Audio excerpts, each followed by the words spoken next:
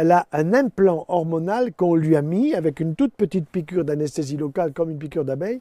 On vous glisse un petit bâton hormonal pour 3 ans ou pour 5 ans et qui fait que ce petit bâton hormonal contient des hormones de la pilule et que tous les jours, il est libéré une petite quantité d'hormones qui passe dans le sang, qui est importante en quantité par rapport aux ovaires et qui met les ovaires au repos. C'est une pilule sous la forme d'un petit implant hormonal. Ça ne se sait pas, ça. Et ça existe depuis quand, ça? Oh, plus de 20 ans. Ah bon? Écoutez, j'étais au Bénin. Bénin, c'est un très joli pays africain. Et au Bénin, qu'est-ce que j'observe? J'observe qu'énormément de jeunes filles ont le bâton. Bon. Elles sont toutes réglées très tôt parce qu'il fait très chaud dans ces pays. Bon, formidable.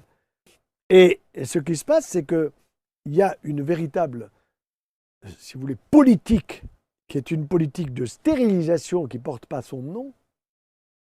C'est une politique de stérilisation parce que quand la jeune fille a le bâton, elle peut avoir toutes les relations qu'elle voudra, elle ne fera pas de bébé, hein, soyons clairs. Bon.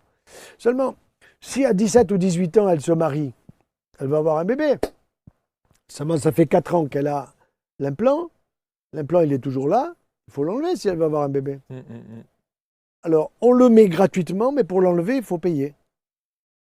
Ils n'ont pas les sous. Vous me suivez? Voyez la politique de l'UNESCO, voyez la politique internationale de stérilisation de l'Afrique. Moi, je vous fais le dessin, c'est clair comme de l'eau de roche. C'est clair comme de l'eau de roche.